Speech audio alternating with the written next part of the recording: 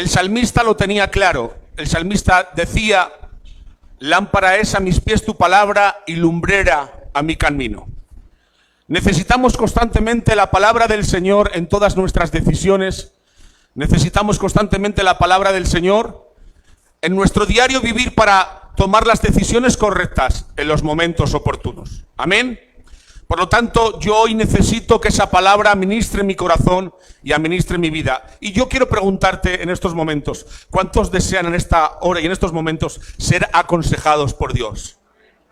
Mirar, cuando recibimos un consejo, dependiendo de quién venga, puede hacernos mejor o puede hacernos peor.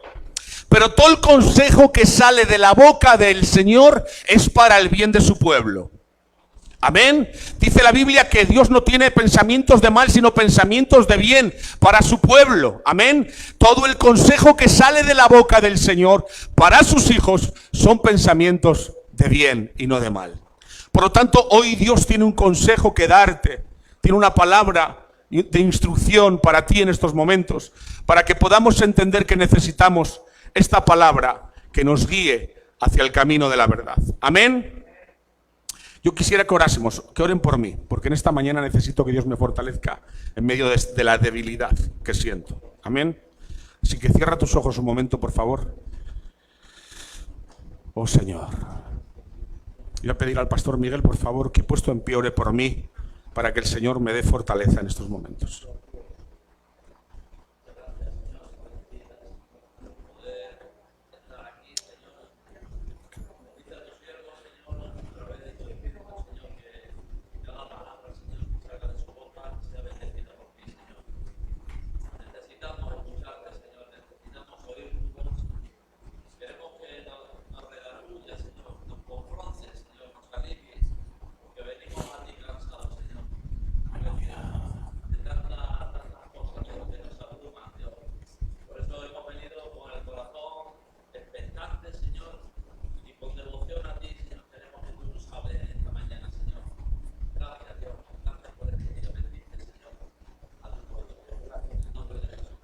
Amén.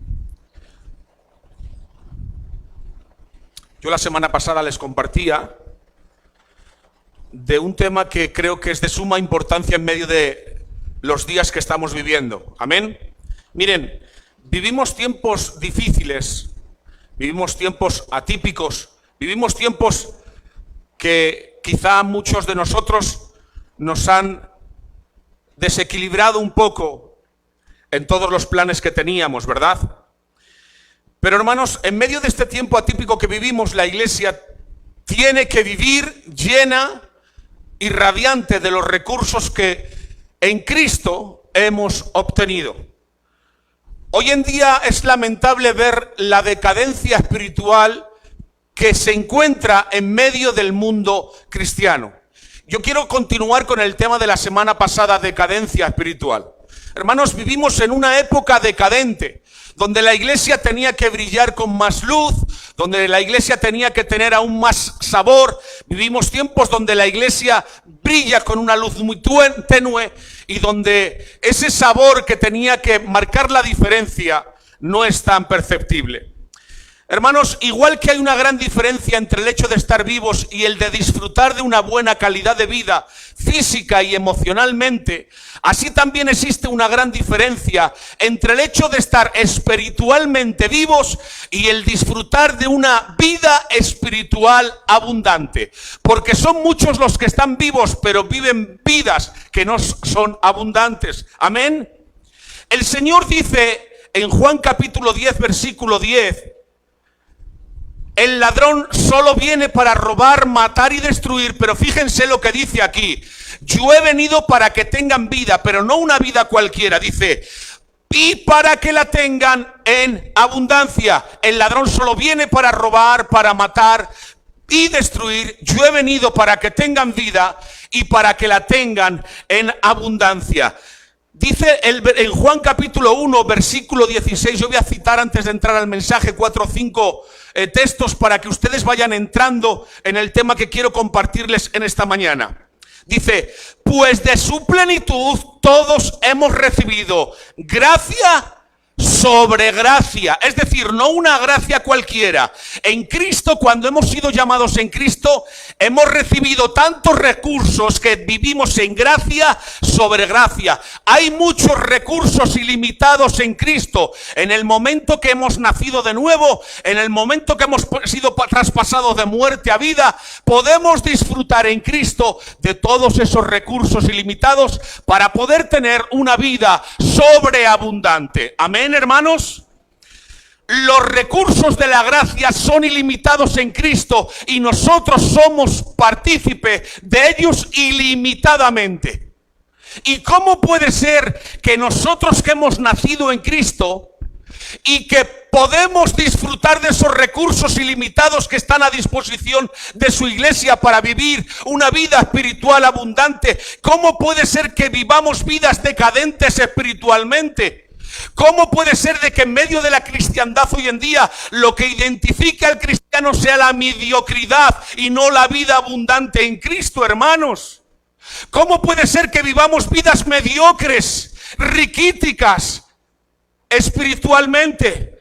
Podemos leer en Romanos capítulo 5 también, en el versículo 12, dice: por tanto, tal como el pecado entró en el mundo por un hombre, y la muerte por el pecado, así también la muerte se extendió a todos los hombres, porque todos pecaron. Versículo 15. Pero no sucede con la dádiva como con la transgresión, porque si por la transgresión de uno murieron los muchos, mucho más la gracia de Dios y el don por la gracia de un hombre Jesucristo abundaron para los muchos. Y ahora dice el versículo 17: porque si por la transgresión de uno, por este reinó la muerte, mucho más reinará en vida por medio de uno, Jesucristo, los que reciben la abundancia de la gracia y el don de la justicia. ¿Entienden, hermanos?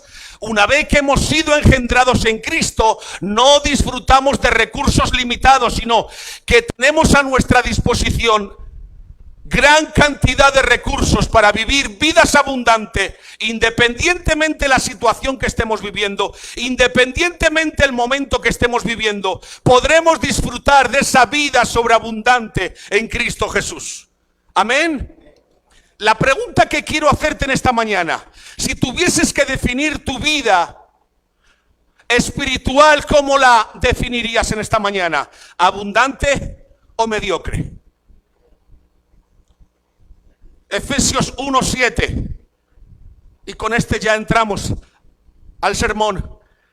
Dice: en él tenemos redención mediante su sangre, el perdón de nuestros pecados, según las riquezas de su gracia. Hermanos, ¿sabes lo que has recibido en Cristo? ¿Entendéis que en Cristo Jesús, gracias a su muerte, no solo has recibido la salvación, sino que te ha provisto de infinidad de recursos espiritualmente para que puedas vivir una vida gozosa en cualquier situación, para que puedas vivir una vida abundante espiritualmente en cualquier circunstancia? ¿Y cómo puede ser que estemos viviendo una vida tan mediocre, hermanos? ¿Cómo puede ser que espiritualmente hoy en día estemos definidos por la mediocridad y no por la abundancia? Cuando la iglesia tenía que brillar, cuando la iglesia tenía que tener más sabor. Estamos en medio de un mundo insípido y de tinieblas, y cualquier luz pequeña a lo largo se debería de ver, y la iglesia no brilla como tenía que brillar. Jesús no nos vino a dar una vida a medias o mediocre, hermanos, sino una vida sobreabundante, y Él ha puesto todos los recursos necesarios para que esto sea una realidad sobre los suyos. Amén. Amén. ¿Cuántos están aquí? A ver. Quiero que entiendas una cosa. La vida cristiana que estás llevando tiene que ser definida por la abundancia, porque Cristo es ilimitado. No puede ser que tú vivas una vida riquítica e inferior a los recursos que Dios te ha provisto. Seamos realistas. Hoy en día no son muchos. Hoy en día son muchos los que no viven una vida espiritual abundante. De hecho, son muchas las vidas que se caracterizan por la mediocridad. Hay mucho cristiano mediocre y nos metemos todos y que se salve quien pueda, ¿vale? Hay mucho cristiano mediocre que vive vidas espirituales raquíticas y luego nos quejamos de que no tenemos cultos de gloria. Pero si es que en la realidad de tu diario vivir, vives una vida tan vacía, vives una vida tan escasa de comunión con el Señor, vives una vida tan poco de piedad, hermano. Miren, una de las causas que he podido contemplar de la decadencia espiritual es el descuido de renunciar continuamente a la mundanalidad. Si hay algo que está interfiriendo de una manera directa con la decadencia espiritual de la iglesia del Señor, es que la iglesia en gran parte se está mundanalizando. Y cuando hablamos de iglesia hablamos de personas. Y cuando hablamos de personas hablamos de familias, y hablamos de matrimonios, y hablamos de vidas personales. Amén. La palabra mundanalidad suele poner a la gente a la defensiva. Pero te pido encarecidamente en esta hora que te expongas con humildad a esta palabra que el Señor tiene para ti.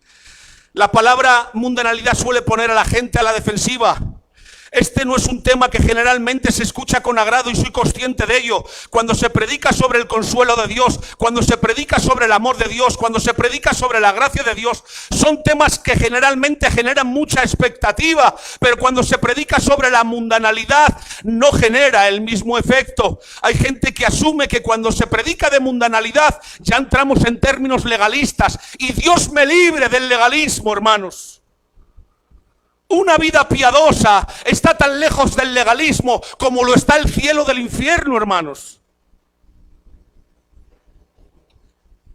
Que prediquemos de la mundanalidad dentro de la iglesia no nos convierte en legalistas. Y este es un tema para predicarlo hoy en día a voz en cuello, hermanos, porque la iglesia vive una vida de mediocridad en medio de tiempos difíciles.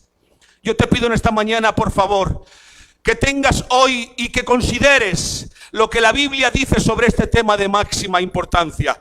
Todo lo que Dios dice en su palabra lleva implícito su amor, su justicia y su santidad. Y si en esta mañana el Señor quiere administrarte sobre la mundanalidad, en este sermón tengo que decirte, hay mucho amor de Dios, en este sermón hay mucha justicia de Dios y en este sermón hay mucha santidad de Dios. Amén. Una de las consecuencias que ese Dios amante nos demanda a través de su palabra es que nos cuidemos del mundo. Jesús a través de su palabra una y otra vez nos está advirtiendo que nos cuidemos del mundo y que no bajemos la guardia ni un solo minuto, porque estamos en medio de un conflicto, de enormes consecuencias, hermanos. Y yo creo que muchos de nosotros estamos con una mente adormecida, el gran parte del pueblo cristiano. No entendemos realmente el conflicto que se está llevando y se está desempeñando en medio de nuestros días, hermanos. Juan capítulo 17, versículos 14, 15 y 16, dice la palabra del Señor. Yo les he dado tu palabra y el mundo los aborreció, porque no son del mundo, como tampoco yo soy del mundo. No te ruego que los quites del mundo, sino que los guardes del mal. No son del mundo, como tampoco yo soy del mundo. Hermanos, la solución no está en que la iglesia se vaya a una montaña y hagamos una ciudad de cristianos. No. No se trata de que nos volvamos como los Amish y nos vayamos en comunidad a vivir todos juntos. No, la iglesia es la luz del mundo. Jesús ora al Padre y en esa oración: yo les he dado tu palabra y el mundo los ha odiado, porque no son del mundo como tampoco soy del mundo. No te ruego que los saques del mundo, sino que los guardes del maligno. En otras versiones dice del mal.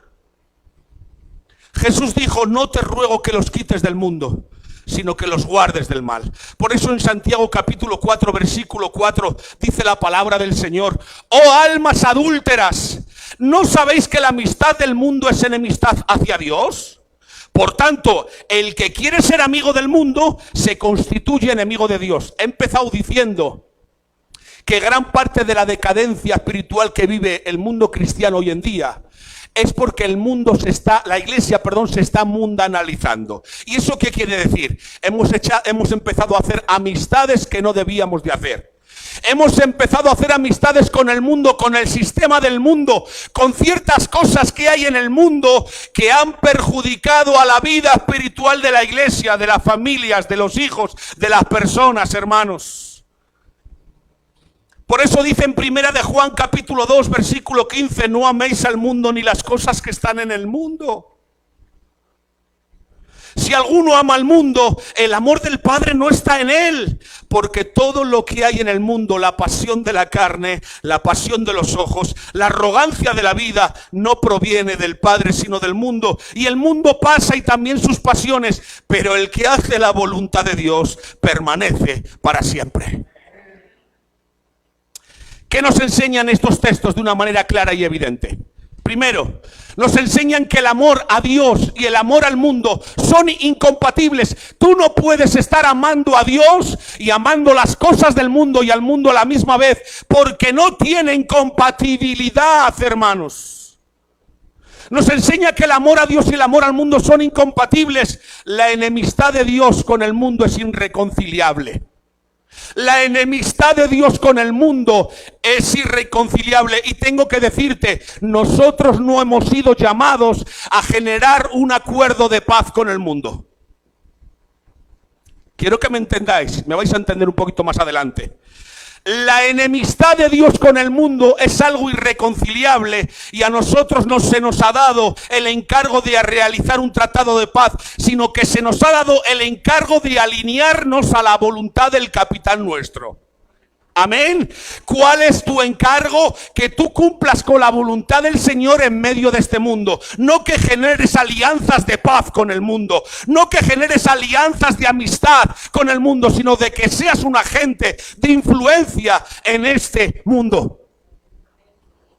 Cuando hablamos de mundo, debemos de entender en qué sentido hablamos de mundo. Yo amo el mundo en lo concerniente a la creación de Dios. Amo su creación porque puedo ver su majestuosidad en medio de la naturaleza, en medio de todo lo que Dios ha creado. Yo amo este mundo físico. Yo amo el mundo en lo concerniente a las personas porque Dios nos ha dado un mandato de que nos amemos los unos a los otros y eso nos lleva a amar al mundo y a las personas, hermanos. Cuando Cristo nos advierte de que no amemos al mundo, se está refiriendo a un sistema, a una filosofía de vida, a un modo de vivir que se opone al carácter de Dios y a los planes de Dios. A eso se refiere. Cuando dice no améis al mundo, está diciendo no améis la filosofía de ellos. No améis la corriente y el sistema inmoral por el cual ellos se rigen o se dirigen. No lo améis, porque va en contra de mí, de mi naturaleza, de mi santidad, de mi justicia, de mi amor. La pregunta es, ¿cuándo se introdujo la mundanalidad en el mundo? ¿Cuándo se introdujo? ¿Cuando se introdujeron las discotecas? ¿Cuando se inventó el cine? ¿Cuando se inventó la minifalda o el bikini? No. ¿Cuándo fue que la mundanalidad se hizo presente en este mundo? Se hizo presente en el huerto del Edén, hermanos. Cuando Satanás les dijo a Adán y Eva, si desobedecéis a Dios, seréis como Dios. En esos mismos momentos entró esa mundanalidad en el mundo. En Génesis 3:5 fue cuando se introdujo ese sistema de maldad en el mundo. En vez de someterse al Dios único y verdadero, el diablo les propuso que se convirtieran ellos en sus propios dioses. Eso es lo que les dijo, seréis como Dios. ¿Entendéis? Seréis como Dios. ¿Y eso qué implica? Seréis como Dios. Implica que ahora en vez de buscar la gloria de Dios, busco mi propia gloria. Eso es mundanalidad. En vez de procurar agradar a Dios, ahora seguirán inclinados sus propios deseos y a sus propias pasiones en contra de la voluntad revelada de Dios. Eso es mundanalidad. Lo que importa es mi opinión, lo que importa son mis deseos, lo que importa es mi placer, lo que importa es mi satisfacción, lo que importa es mi propia gloria. Eso es mundanalidad. Y la mundanalidad tiene muchas caras. Algunas personas definen la mundanalidad en base a cierto sistema de conducta o a cierto carácter de conductas, ¿verdad? Y toda persona que vive fuera de ese estándar, que casi siempre es nuestro propio estándar. Mirad, hermanos, hay a veces que definimos la mundanalidad en las personas en base a nuestro propio concepto de lo que es una persona mundana, pero que difiere mucho del concepto bíblico de lo que es una persona mundana. Amén. A veces hacemos juicios temerarios contra personas y les tachamos de mundanos, cuando en realidad su conducta hace referencia a otra cosa muy diferente. Evidentemente muchas veces nuestra conducta externa identifica nuestra mundanalidad, pero la mundanalidad no puede ser definida en relación a un conjunto de reglas, hermanos. La mundanalidad se define en base a términos bíblicos, no bajo reglas religiosas legalistas. No se trata de meter a la gente en una camisa de fuerza llena de un conjunto de reglas, y si se salen de esa camisa de fuerza son mundanos. No. Tampoco la mundanalidad la define uno como cree en base a su criterio personal, hermanos. Tampoco. Pero volvamos al texto de Primera de Juan, capítulo 2, versículo 15. No améis al mundo ni las cosas que están en el mundo.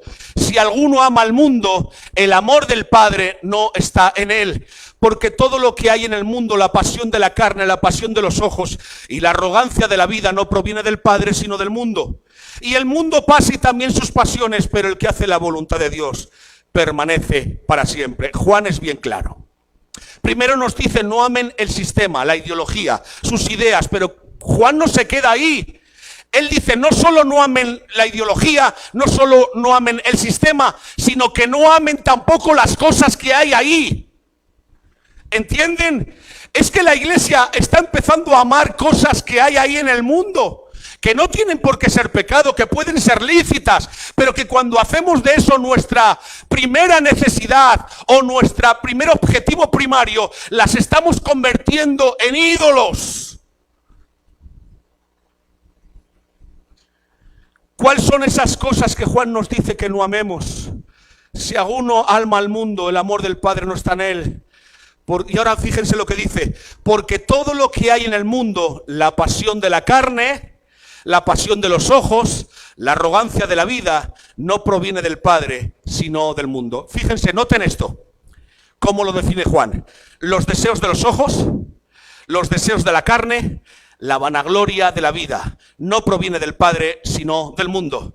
Juan está definiendo el mundo en términos del corazón. Juan está definiendo el mundo en términos del corazón. Deseos, vanagloria.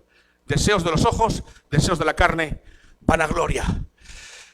Mirad, hermanos, cada día ustedes hacen uso de las cosas que hay en el mundo. Muchos han llegado hoy aquí en sus vehículos, otros en vehículos de transporte, ¿verdad? Hemos hecho uso de las cosas que hay en el mundo, es decir, usted ha usado algo para venir aquí. Todos los días utilizamos cosas del mundo que son neutrales en sí mismas, que no son pecado, claro que sí, pero que pueden ser atrapadas por nuestros deseos o por nuestros afectos. Pueden atrapar de tal forma nuestros anhelos que nos lleven a hacer un uso pecaminoso de esas cosas en contra de la voluntad del Señor. La iglesia se está mundanalizando porque está amando más las cosas que al Creador.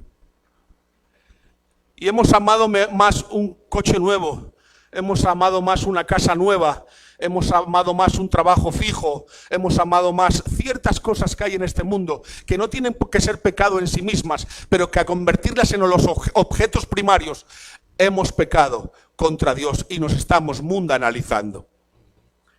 También podemos colocar esas cosas que son legítimas en lugar que no les corresponde. Hermanos, la mundanalidad es algo interno que se gesta en el corazón del hombre y que se puede ver exteriormente. Es del corazón de donde salen las cosas malas y pecaminosas. Es de donde se genera absolutamente el pecado, hermanos. ¿Qué es un hombre mundano? ¿Qué es una mujer mundana? Es aquel o aquella que busca su felicidad primaria a través del uso de las cosas del mundo, independientemente de la voluntad de Dios. ¿Han entendido esto? ¿Lo han entendido? ¿Qué es un hombre mundano? ¿Qué es una mujer mundana? Es aquel o aquella persona que busca su felicidad primaria a través de las cosas del mundo, independientemente de la voluntad del Señor. Y mi pregunta es, ¿cuántos cristianos están buscando la felicidad por medio de las cosas del mundo, independientes de la voluntad de Dios? Yo he conocido así y hoy en día conozco así. Por lo tanto, eso te convierte en una persona mundana. Y la Biblia dice en 1 de Juan que si nosotros amamos al mundo, el amor del Padre no está en nosotros. Fíjense, el Salmo 17, versículo 13 en adelante. Fíjense cómo lo dice el salmista, me encanta cómo lo refiere, hermanos, de una manera magistral. Vuelvo a hacerte la pregunta. Si tuvieses que definir tu vida espiritual como abundante o mediocre, ¿cómo la definirías en estos momentos? ¿Cómo es tu vida espiritual en estos momentos? Dice, levántate, oh Jehová, sal a su encuentro, póstrales. Libra mi alma de los malos con tu espada. Versículo 14. De los hombres con tu mano, oh Jehová. De los hombres mundanos cuya porción la tienen en esta vida y cuyo vientre está lleno de tu tesoro. Sacian a sus hijos y aún sobra para sus pequeñuelos. ¿Sabe lo que quieren decir este versículo? De los hombres con tu mano, Señor, de los hombres del mundo, cuya porción está en esta vida y cuyo vientre llenas de tu tesoro. Se llenan de hijos y dejan lo que les sobra a sus pequeños. ¿Cómo se define aquí al hombre mundano? ¿Cómo lo está definiendo el salmista? Se define al individuo que mientras pueda saciarse a sí mismo y a sus hijos se siente satisfecho. Eso es un hombre mundano. Aquel que mientras se pueda saciar él mismo y saciar a los suyos, les da igual todo lo demás. Hoy en día nos hemos convertido en personas como los paganos. Buscamos nuestra propia autosatisfacción sin importarnos los demás. Lo único que nos importa es autoabastecernos a nosotros, satisfacernos a nosotros mismos. Pero déjame decirte, el amor de Dios es sacrificial. Ahora los mundanos no siempre son ateos. Hay muchos mundanos que dicen creer en Dios. Los hombres mundanos o las mujeres mundanas son aquellos o aquellas que se acuerdan o claman a Dios cuando creen que Dios puede suplirles las cosas del mundo que ellos quieren.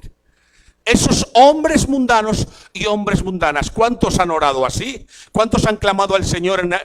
No claman nunca, pero cuando claman para pedir. Acuérdate, Dios mío, dame ese hombre del cual estoy enamorada.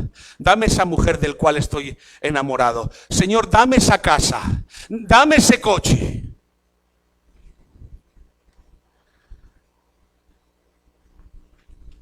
Para el mundo, Dios no es el fin en sí mismo, sino un medio para suplir sus necesidades. Por ejemplo, el Evangelio de la Prosperidad. Señor, como he dicho antes, mándame un coche. Mándame una mejor casa, mándame un mejor sueldo. Esto es mundano, hermanos. Esto es mundano. No digo que no esté mal en sí mismo. Digo cuando esto se convierte en el objetivo primario. Eso es mundano. Romanos capítulo 12. Dice la palabra del Señor, versículo 1. Por consiguiente, hermanos, os ruego por las misericordias de Dios que presentéis vuestros cuerpos como sacrificio vivo y santo, aceptable a Dios, que es vuestro culto racional, y no os adaptéis a este mundo, sino transformaos mediante la renovación de vuestra mente, para que verifiquéis cuál es la voluntad de Dios, lo que es bueno, lo que es aceptable y lo que es perfecto. Lo que es bueno, lo que es aceptable y lo que es perfecto. Pablo ruega a los hermanos en Roma que presenten sus cuerpos como un sacrificio vivo, a la luz de lo que Cristo hizo por ellos en la cruz del Calvario. Y como nosotros podemos presentar nuestros cuerpos en sacrificio vivo, hermanos, ¿cómo nosotros podemos presentar nuestro cuerpo en sacrificio vivo y agradable a Dios? Primero, no conformarse a este mundo, y segundo, dejándonos transformar. ¿Quieres ser una persona de sacrificio? ¿Quieres ser una persona de una vida espiritualmente abundante? No te amoldes ni te acomodes a este mundo. Y segundo, transfórmate por medio de la renovación de tu entendimiento en la palabra del Señor. Amén. texto está en un presente continuo, es decir, transformaos continuamente. El problema es que la iglesia hay en ciertos momentos que deja de ser transformada, pasa de estar en un estado de transformación a estar en un estado de adaptación. Y nosotros no nos podemos adaptar al mundo, sino que nosotros nos tenemos que transformar en la imagen de Cristo. El problema es que cuando te paras y empiezas a observar las cosas del mundo, te adaptas al mundo y dejas de transformarte a imagen de Cristo. Esa es la realidad. Transformaos por medios de la renovación de vuestro entendimiento. ¿Sabes por qué nosotros nos comportamos en muchas ocasiones como mundanos? Porque tenemos una concepción equivocada de la realidad de las cosas. Les damos un valor a las cosas que no tienen. Por eso nos comportamos como mundanos. Un ejemplo. Miren, yo aquí tengo un bolso. Si yo pongo aquí unas iniciales Yves Saint Laurent, Louis Vuitton, Cartier, este bolso sigue teniendo el mismo valor. Lo que pasa que al ponerle las iniciales de esa marca ha adquirido un valor diferente, pero en sí el valor real es el que es. ¿Entienden? A veces nosotros les damos un valor desmedido a las cosas del mundo, un valor que no tienen, que carencian de importancia. Cuando Pablo dice que no se amolden a este mundo, lo que Pablo está presuponiendo es que no nos amoldemos a este sistema de este mundo ni a las cosas del mundo. Hay un molde que es el molde de este mundo. Esto no es simplemente lo que es mundano para ti o lo que no es mundano para mí. Hermanos, que aquí no se trata de nuestra propia concepción de lo que es mundano. Es lo que dice la Biblia que es mundano. Es que para algunos es mundano ciertas cosas que... No, hermanos. ¿Qué dice la Biblia lo que es mundano y lo que no es mundano? Hay un esquema, hay una filosofía, hay un molde, que es el molde de este mundo. Y Pablo está presuponiendo que el creyente corre el peligro de adaptarse a este mundo. Y en la misma medida el creyente se amolda a este mundo, decae en su vida espiritual y cae en esa gran decadencia. ¿Por qué la iglesia está en gran decadencia espiritual? Porque se está moldando al sistema, se está moldando a los valores, a la ideología y principalmente a las cosas del mundo. Y este mensaje puede causar dos cosas en ti: que realmente triture tu conciencia o que realmente tu conciencia aún sea más endurecida. Porque hay gente acostumbrada a escuchar muchos sermones y la palabra tiene estos dos efectos: o te derrite o te endurece. Todo depende de la actitud que tú tengas. Si es una actitud humilde ante este mensaje, el Señor te exaltará, porque Dios exalta a los humildes. Pero si tu actitud es de resistencia o de soberbia, tengo que decirte que hallarás resistencia en Él. Pablo, para referirse al mundo, emplea la palabra siglo. Es decir, no se amolden a todo lo que está de este lado de la eternidad. Si os dais cuenta, cuando Pablo menciona la palabra mundo, emplea la palabra siglo, que hace referencia a todo lo que está de este lado de la eternidad. Es decir, no se amolden a lo temporal. Los hombres mundanos son los que han hecho de esta vida presente su porción. No te amoldes. Miren, la gran angustia de muchas personas es porque han hecho de esta vida su principal objetivo. Cuando tú te amoldas a este mundo y haces de lo de este lado de la eternidad tu principal objetivo, lo único que lograrás es mundanalizarte. Es decir, no se amolden a lo temporal. Hermanos, como cristianos, nosotros nos tenemos que amoldar a lo eterno. No somos ciudadanos de aquí, somos peregrinos, somos extranjeros de este mundo. No podemos amoldarnos ni al mundo, ni al sistema, ni a los valores, ni a las cosas del mundo. Nos tenemos que amoldar al cielo. Ellos toman sus decisiones en base a lo que les va a reportar aquí y ahora, sin considerar la repercusión que puedan tener en la eternidad. La gente busca satisfacer sus necesidades hoy en día. Los cristianos buscan satisfacer sus necesidades. Por eso no les importa incluso iniciar relaciones sentimentales que con ello conlleven una satisfacción personal, que Dios diga no. Porque lo importante es el ahora para ellos, sin saber la repercusión eterna que tiene todo eso. Eso es mundanalidad. Un ejemplo de un hombre mundano es Esaú, que vendió su primogenitura por un plato de comida, como dice Hebreos 12:6. A la hora de tomar una decisión trascendental, Esaú consultó con su estómago. A la hora de tomar una decisión trascendental como era la primogenitura, ¿qué es lo que hizo Esaú? Su primera necesidad, su estómago. Y es con quien consultó. Desechó la condición de primogénito que en la Biblia conllevaba muchas bendiciones espirituales con tal de satisfacer el hambre física que tenía en ese momento. Así son muchos cristianos. A la hora de tomar una decisión trascendental, lo primero que miran son sus necesidades. No miran en la repercusión eterna que tienen esas decisiones. No consultan al cielo, no consultan al Señor, no consultan su palabra y empezamos a tomar decisiones en base a la necesidad temporal de esta vida, hermanos. Hablemos del entretenimiento. ¿Es malo entretenerse, Eduardo? ¿Es malo entretenerse? No. En sí mismo no es malo el entretenimiento. No hay nada malo en el entretenimiento. Lo malo es cuando tú te vuelcas en ese pasatiempo y te absorbe privándote de tiempo, de energía para comprometerte con las causas trascendentales como la familia, la educación cristiana, la iglesia, la obra misionera, el ayudar a los necesitados. ¿Entienden? El ocio en sí no es malo, el entretenimiento en sí no es malo, pero cuando ese entretenimiento te lleva a absorberte hasta tal punto que dejas de dedicarte a la obra del Señor, que dejas de dedicarte a la familia, que dejas de dedicarte a lo que realmente es primordial, eso es ilegítimo y mundano.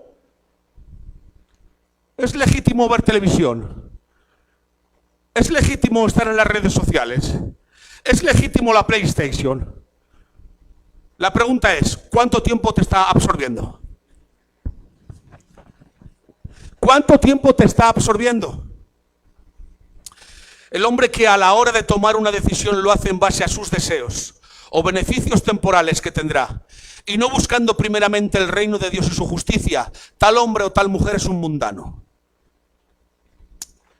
Filipenses capítulo 3, versículo 19. Fíjense cómo lo define la palabra del Señor a través del apóstol Pablo a los filipenses. Dice, van camino, yo le he puesto en la Nueva Traducción Viviente. Me gusta más esta definición. ¿La tienes, Rafa? No, vale. La leemos en las dos traducciones. Cuyo fin es perdición, cuyo Dios es su apetito y cuya gloria está en su vergüenza, los cuales piensan solo en las cosas terrenales. Es buena la definición. Dice en la Nueva Traducción Viviente, van camino a la destrucción, su Dios es su propio apetito, se jactan de cosas vergonzosas y solo piensan en esta vida terrenal. Pregunto, ¿cuántos cristianos hay así? ¿Cuántos llamados cristianos solo viven para saciar su apetito? Sus necesidades primarias. ¿Cuántos cristianos que solamente tienen puesta su mente y su corazón en lo terrenal, hermanos? Por eso Juan nos dice en su primera carta que no es posible que un creyente genuino ame al mundo de ese modo. No es posible. Un creyente genuino no puede amar al mundo de ese modo, hermanos. Dios nos ha abierto los ojos de nuestro entendimiento para poder ver la realidad y que podamos asignar las cosas de este mundo el valor verdadero que tienen. ¿Cuántos de vosotros habéis nacido de nuevo? Espero que todos. Y si no has nacido de nuevo, como dijo Jesús a Nicodemo, es necesario que nazcas de nuevo. Hermanos, el valor de las cosas de este mundo se miden a través de la perspectiva del cielo. Cuando tú miras las cosas de este mundo bajo el prisma del cielo, le darás un valor adecuado a las cosas de este mundo y te darás cuenta que, como dijo aquel hombre que lo tuvo todo, vanidad de vanidades, todo es vanidad. Del cielo para abajo todo es temporal y todo es vano. El problema es que nosotros les damos un valor desmedido a las cosas del mundo, hermanos, porque lo miramos directamente sin considerar al cielo. Dios nos ha abierto los ojos para que demos el valor real de lo que tienen las cosas y para que no te afanes por las propiedades, para que no te afanes por los amores imposibles, para que no te afanes sobre las cosas que hay en este mundo que te generan satisfacciones temporales, pero condenaciones eternas. ¿Entiendes? Filipenses 3:8. Y aún más, yo estimo como pérdida todas las cosas en vista del incomparable valor de conocer a Cristo Jesús, mi Señor, por quien lo he perdido todo y lo considero como basura a fin de ganar a Cristo. Qué palabras, Pastor Juan del Apóstol Pablo. Qué palabras más profundas, hermanos. Fijaos, aún más yo estimo como pérdida todas las cosas en vista del incomparable valor de conocer a Cristo Jesús. ¿Cuántos pueden pensar así? Yo estimo a todas las cosas como nada, comparado a haber conocido su amor, porque su amor es trascendental. Hermanos, cuántas cosas hemos equiparado al amor de Dios y las hemos puesto en el mismo lugar. Cosas temporales, cosas de esta creación, hermanos. Nosotros debemos de contemplar el mundo desde la perspectiva de Dios. La Biblia dice que los creyentes no somos de este mundo. Nosotros contemplamos el mundo desde arriba. Para los del mundo ciertas cosas les parecen inmensas, grandiosas y atrayentes, pero al cristiano, al observarlas desde la perspectiva del cielo, las encontramos insignificantes. ¿Cuánto valor estás dando a ciertas cosas que no tienen el valor que las estás dando? Entiende una cosa, por el amor de Dios, te lo pido encarecidamente, empieza a ver las cosas del mundo desde la perspectiva del cielo para que entiendas que lo más importante está allí, no aquí. Mirar, tu visión de las cosas identifican tu realidad cristiana o mundana. Tu visión de las cosas identifican tu realidad cristiana o mundana. Mira, yo tengo una cosa clara, un factor para que me ayuda a definir mi propia vida es cómo veo las cosas o cómo ve la gente de mi alrededor las cosas. La perspectiva, la lente que utilizan, identifican la naturaleza de esa persona, cristiana o mundana. Para los cristianos que tienen una perspectiva de las cosas según Dios, no podemos entender cómo es posible que muchos llamados cristianos se maten por cosas temporales. No lo podemos entender. Hay gente cristiana que desgasta años y años de su vida por cosas temporales que realmente se van a quedar aquí, que no tienen el valor que ellos mismos le están dando, hermanos. Hay propósitos más eternos y más grandiosos que al propósito que te estás dedicando. Dedícate al propósito que Dios ha establecido para tu vida, no a satisfacer tus propios deseos. Nos hemos convertido en personas egoístas, hedonistas, egocentristas, solo buscamos nuestra propia satisfacción y eso nos ha convertido en mundanos, en personas cristianos mundanales. El problema es que el pecado mora todavía en nosotros y ese pecado trata de engañarnos para que no veamos el mundo y las cosas del mundo como en realidad son. ¿Y cómo son en realidad? Son una fuente inagotable de deseos que nos alejan de Dios y de la verdadera felicidad que está en Cristo. Me quedan 5 minutos y en estos 5 minutos quiero acabar. ¿Se dan cuenta ustedes de los actores de Hollywood? Yo anoche pensaba en ellos, pues salía algún anuncio. Yo anoche pensaba en ellos. Tienen dinero, tienen fama, tienen popularidad. Y cuando uno examina sus vidas se dan cuenta que son unos pobres desgraciados. Por mucho que tengan, mucho dinero, mucha fama, mucha popularidad, ¿de qué les sirve? Vanidad de vanidades, son unos pobres desgraciados. ¿Cuántos actores de Hollywood han acabado en las drogas? Muchos se han suicidado. Porque todo es vanidad. Sino transformaos nuestra mente, nosotros veremos la ruina del pecado como algo conciliable a los ojos, hermanos. Son muchos los creyentes que se han descuidado y aunque no aman al mundo con el mismo apego que lo hacen los paganos, ¿verdad? Pero es cierto que muchos cristianos han bajado la guardia y se han mundanalizado y han empezado a poner su vista en las cosas del mundo. Y es por eso que les vemos afanados, desgastados, desgastando sus fuerzas, empleando lo más valioso que es su tiempo en cosas temporales, haciendo a un lado sus responsabilidades que como hijos de Dios han adquirido. Tenemos un montón de cristianos así, que han dejado de atender lo eterno para atender lo temporal. ¿Tú qué estás atendiendo? ¿En qué te estás afanando? ¿Cuál es tu objetivo primario? Qué manera de tomar decisiones más malas tenemos, buscando solo beneficios.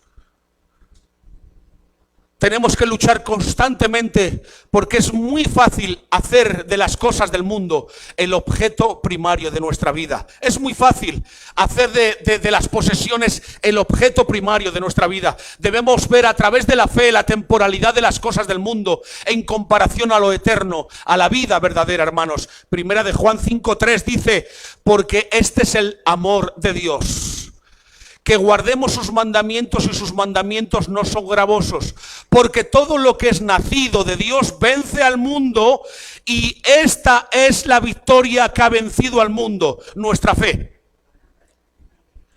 Es por la fe que podemos vencer al mundo, porque es por la fe que podemos ver al mundo tal cual es y nos permite ver las cosas espirituales tal cual son.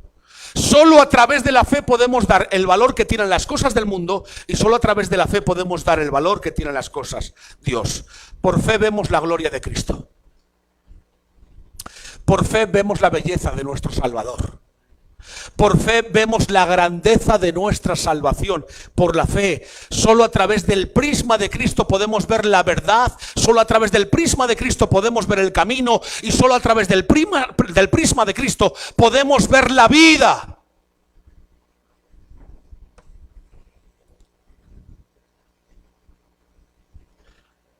Proverbios 23, 4 y 5. No te afanes por hacerte rico, sé prudente y desiste. ¿Has de poner tus ojos en las riquezas siendo ningunas? Ponte a hablar en el lecho de la muerte de un hombre y en ese mismo lecho de la muerte ponte a hablarle de la bolsa de valores, de cómo está la bolsa. Imagínate un hombre agonizando, que le quedan 5 minutos para morir. Ponte a hablarle de dinero a ese hombre. Seguramente que te mirará con pena y con tristeza. En ese momento millones de euros no valen nada. En el momento que te enfrentas a la muerte, una cuenta corriente, 50 casas. Podrás tener multitud de propiedades y de cosas insignificantes de este mundo, pero cuando te miras frente a la muerte y llegas a ese momento, podrás darte de cuenta de la vulnerabilidad que tenemos en la vida. Salmos 119, versículos 36 y 37. Inclina mi corazón a tus testimonios y no a la avaricia, Dios.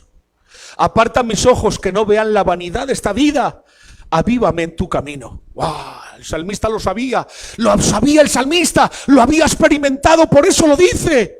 Inclina mi corazón a tu palabra y no a la avaricia de este mundo, no a las cosas terrenales. Aparta mis ojos, por favor, Dios, que no vea la vanidad que hay en este mundo. Avívame en tu camino. El salmista llama a las posesiones de este mundo vanidad. Mis hermanos, es por fe que andamos, no por vista. Y eso significa en la práctica ver las cosas a través de los ojos de la fe.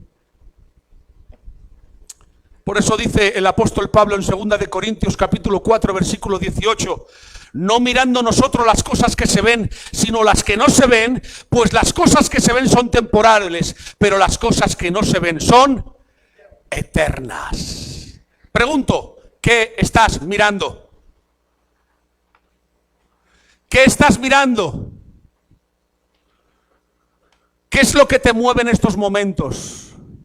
¿En qué estás gastando tu tiempo? ¿Has tomado decisiones para satisfacer tus propias necesidades sin contar el cielo? Mundano.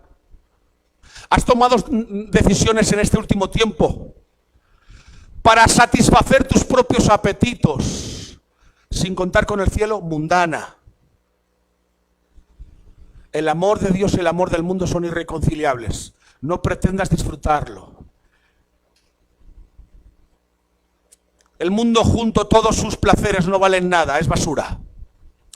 El creyente genuino compara todo con el cielo para dar un justo valor a las cosas. Por eso en tiempos de bonanza jamás cederán a la vanidad. ¿Cuántos problemas nos acarrea no detenernos a contemplar las cosas del cielo? Para evitar la mundanalidad debemos no hacer amistad con el mundo, hermanos. Santiago 4:4, oh alma adúlteras, ¿no sabéis que la amistad del mundo es enemistad contra Dios? Cualquiera pues que quiera ser amigo del mundo se constituye enemigo de Dios. Deja de buscar adulación del mundo y la aprobación del mundo. Deja de buscar amistad con el mundo. Mira, el problema es que mucha gente no quiere sentirse rechazado por el mundo. Por eso crea lazos de amistad con el mundo. Pero mirad, hermanos, no podemos generar nosotros amistad con el mundo. Por eso las personas mundanas siempre andan al último grito de la moda, porque eso es su meta. Quieren buscar la aceptación del mundo, pero nosotros no tenemos por qué estar al último grito de la moda, que no estoy en contra de la moda. ¿Entendéis? Nosotros vivimos por y para Dios. Todas las cosas hay que mirarlas a través del cielo. Hermanos, Jesús murió... Ponte de pies. Vamos a acabar con esto.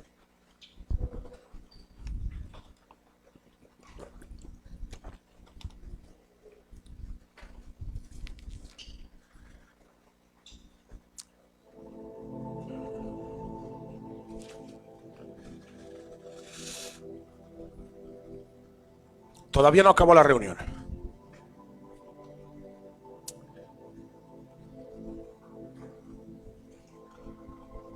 Ojalá este sermón haga arder nuestros corazones y nos derrita como cera a todos. Hermanos, Jesús murió en la cruz para hacernos libres y que no seamos manejados por el mundo a su antojo. La decadencia espiritual que muchos de ustedes o muchos de nosotros vivimos es fruto de que hemos puesto nuestros ojos en las cosas temporales.